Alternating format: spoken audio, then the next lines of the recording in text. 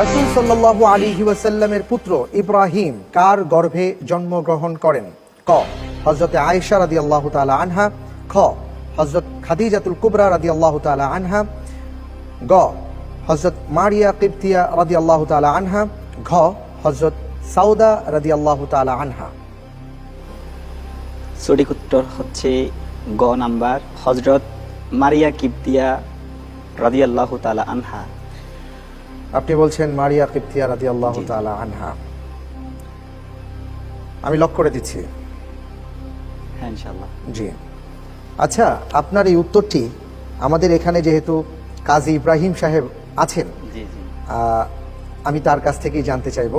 জি মোহতারাম, আমাদের ভাই যেই প্রশ্নের উত্তর দিয়েছেন, রাসূল সাল্লাল্লাহু আলাইহি ওয়াসাল্লামের পুত্র হযরত ইব্রাহিম রাদিয়াল্লাহু তাআলা আন, তিনি কার গর্ভে জন্মগ্রহণ করেছেন? জি আলহামদুলিল্লাহ, আসলে এই নামটির সাথে আমারও যেহেতু সম্পর্ক, এই জন্য উত্তরটি সঠিক হয়েছে, এই জন্য খুব ভালো লেগেছে। মারিয়া কিবতিয়া রাদিয়াল্লাহু তাআলা আনহার গর্ভেই ইব্রাহিমের জন্ম, নবী সাল্লাল্লাহু আলাইহি ওয়াসাল্লামের পুত্র। অনেক ধন্যবাদ। আলহামদুলিল্লাহ, উত্তরটি সঠিক হয়েছে।